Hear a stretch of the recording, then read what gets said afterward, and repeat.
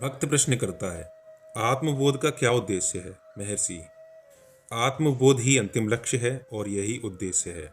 भक्त, मेरा तात्पर्य है कि इसका क्या उपयोग है? महर्षि कहते हैं, आपने आत्मबोध से जुड़ा प्रश्न क्यों किया? आप अपनी वर्तमान अवस्था से प्रसन्न क्यों नहीं हैं? यह साफ दिखाई दे रहा है कि आप संतुष्ट नहीं हैं, और जब आप स्वयं को जान लेंगे तो आपका असंतोष मिट जाएगा। भक्त प्रश्न करता है, इस प्रक्रिया का लक्ष्य क्या है? महर्षि, सत्य का बोध पाना। भक्त पूछता है, सत्य की प्रकृति क्या है? महर्षि उत्तर देते हैं, सत्य की 4 प्रकृति हैं। प्रथम, आदि या अंत के बिना अस्तित्व अर्थात अनंत। द्वितीय, चारों ओर अस्तित्व का होना अंतहीन अर्थात असीम।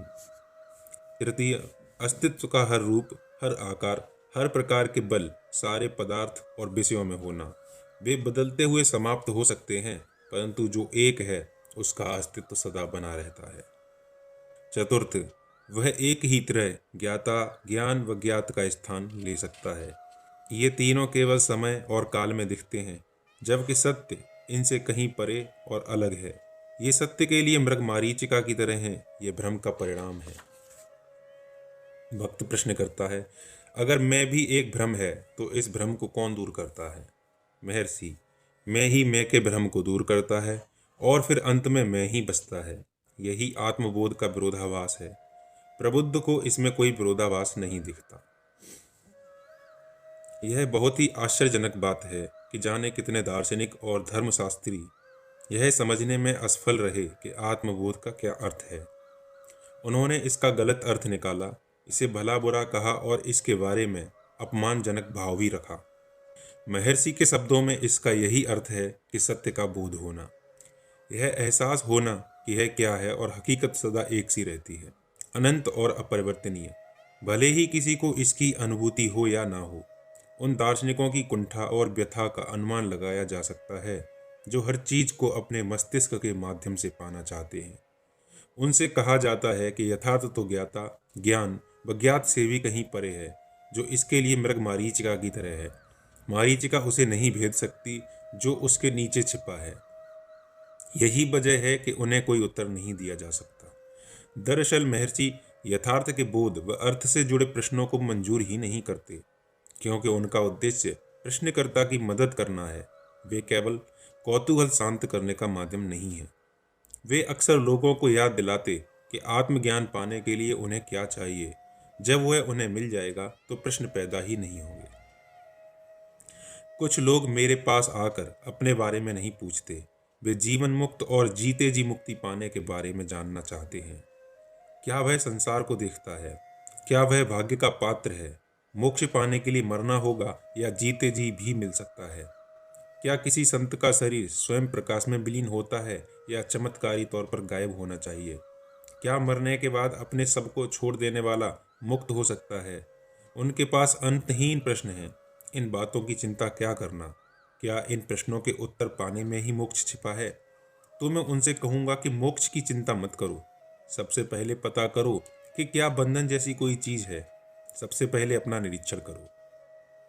कई बार वे संकेत करते कि आत्मबोध के बारे में बात करना भी एक भ्रम है, एक भ्रामक कैद से बचने का भ्रामक उपाय। महर्षि कहते हैं, दरअसल आत्मबोध की बात करना भी एक भ्रम है। लोग इस भ्रम में हैं कि अनात्म ही आत्म है और असत्य ही सत्य है। उन्हें आत्मज्ञान के माध्यम से इनसे छुटकारा पाना होगा, क्योंकि आत्मा केवल आत्मा है और इसके बोध जैसा कुछ नहीं होता। इसका बोध किसे पाना है और कैसे, जबकि जो भी अस्तित्व में है वह आत्मा और केवल आत्मा ही है। एक चीज है जो खास तौर पर धर्मशास्त्रियों के लिए बाधा देती है कि आत्मबोध और साधुता के बीच एक विरोधाभास है, और इसी वजह से विभिन्न धार्मिक परंपराओं में अंतर दिखाई देता है। एक अपने लिए साधुता तो दूसरे अपने लिए आत्मज्ञान की खोज में है। लगभग सभी धर्मों में साधु हुए हैं, जिनमें हिंदू धर्म भी शामिल है। वे आपस में व्यक्तिगत विशेषताओं में काफी अलग रहे हैं, जैसे कोई क्रुद्ध व शांत, कट्टर व कृपालु, गूढ़ दार्शनिक और सादगी पसंद। इसके साथ ही उनकी उपलब्धियां भी अलग रहीं।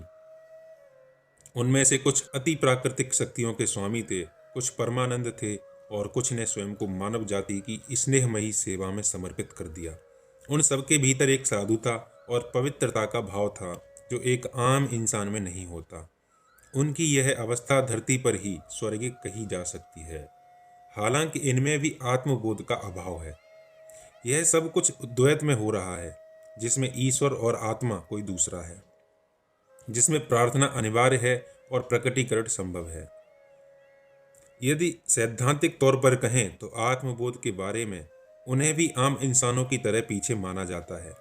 परम और अनुकूलित, अनंत और सीमित के बीच कोई सामान्य माप नहीं है। 100 की तुलना में लाख को भी अनंत के निकट नहीं माना जा सकता। इस खाई को एक बौद्ध प्रसंग से स्पष्ट किया जा सकता है। वह इस धरती पर एक खोए हुए रत्न की तलाश में है जो सदा से उसके धनुष पर लगा था।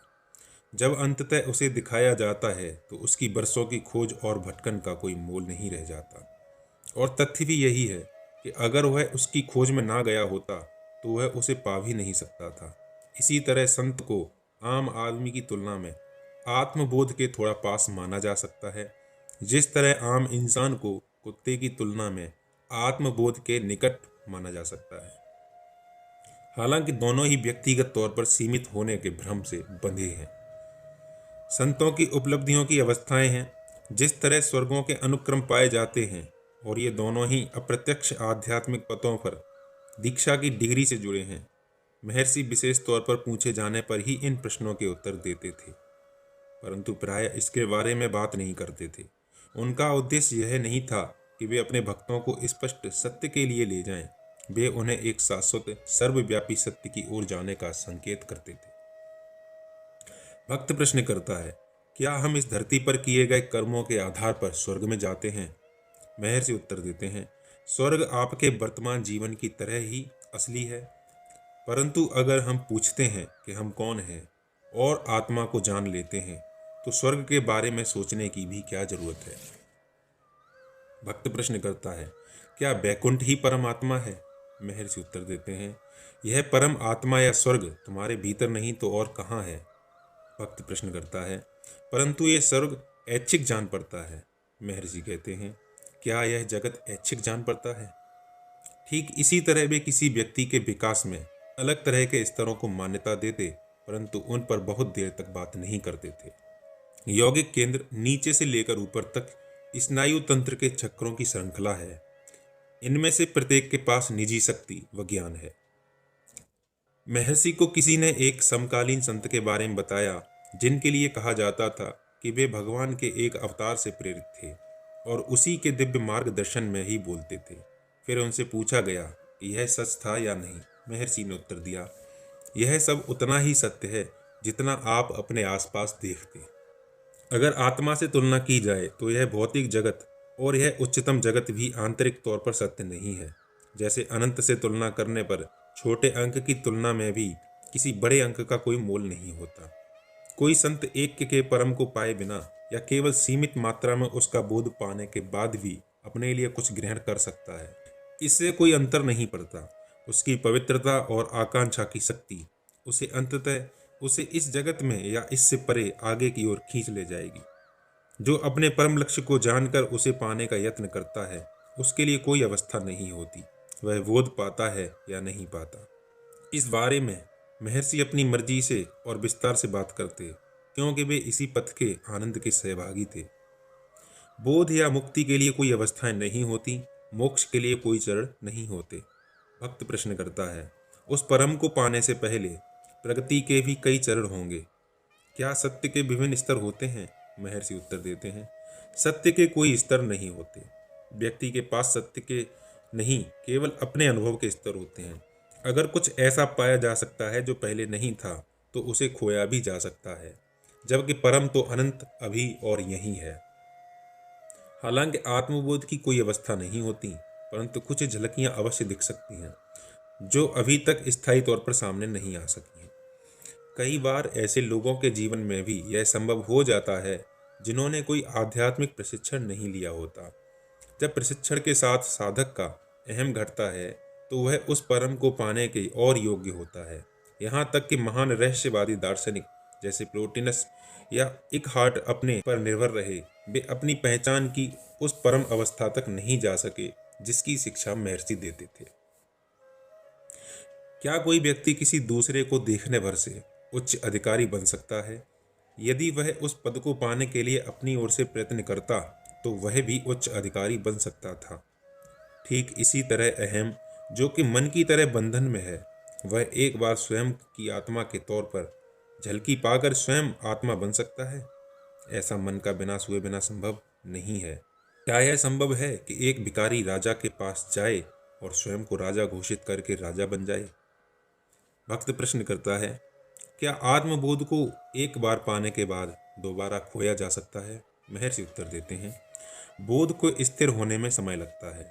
निश्चित तौर पर आत्म तो सबके प्रत्यक्ष अनुभव में है, परंतु उस रूप में नहीं है जिस रूप में लोग इसके होने की कल्पना करते हैं। यही कहा जा सकता है कि यह जो है सो है। जिस तरह मंत्रोच्चार और अन्य साधनों की मदद से किसी जलते हुए व्यक्ति की अग्नि से रक्षा की जा सकती है, अन्यथा उसे जला देती, इसलिए वासना भी आत्मा को ढक सकती है जबकि यह पूरी तरह से स्पष्ट होती है। वासनाओं के उतार चढ़ाव की वजह से आत्मा को स्थिर होने में समय लगता है। एक महान गुरु की मौजूदगी में वासना सक्रिय नहीं रहती और मन बोध में मग्न होकर समाधि की अवस्था पा लेता है। जिस तरह विविध उपकरणों की उपस्थिति में अग्नि नहीं जलती, इस प्रकार शिष्य अपने गुरु की उपस्थिति में सच्चा ज्ञान और अनुभव प्राप्त करता है, परंतु यदि इसे स्थापित करना हो तो इसके लिए और प्रयत्न करना होगा। तभी वह उसे अपने असली स्वरूप के तौर पर जानेगा और जीते जी मोक्ष पा लेगा। कई आलोचकों का यह कहना है कि आत्मबोध को पाने की जिज्ञासा एक दंभ या दिखावा है, जिसमें पवित्रता या साधुता का विनय या आत्मविलोपन शामिल नहीं है। यदि वे इन सैद्धांतिक और नियमों से परे जाकर अहम की मूल वासनाओं को मिटा सकें तो वे सब देख सकेंगे। दरअसल यह दंभ और विनय सभी विरोधी जोड़ों से भी परे है। जो है सो है। इनमें न केवल अहम का विनय बल्कि उसका पूरी तरह से विलयन भी शामिल है। तुम अब भी आत्मा ही हो, परंतु तुम इसे वर्तमान चेतना या परम चेतना व अहम के साथ भ्रमित करते हो। यह झूठी पहचान अज्ञान के कारण है और यह अज्ञान अहम के साथ नष्ट होता है। अहम को नष्ट करना ही बड़ी बात है। बोध तो पहले से मौजूद है, इसे पाने के लिए कोई प्रयत्न नहीं करना। यह कोई बाहरी चीज नहीं है या कुछ ऐसा नहीं है जिसे पाना होगा। यह सदा से सर्वव्यापी यहीं और अभी है। भक्त प्रश्न करता है, बोध या ज्ञान पाने के लिए अनिवार्य गुण विकसित करने की बजाय यह तरीका कहीं अधिक कारगर दिखता है। महर्षि कहते हैं, जी, सारे दुर्गुण अहम के आसपास चक्कर काटते हैं। जब अहम नहीं रहेगा तो आप सहज भाव से बोध या ज्ञान पा लेंगे।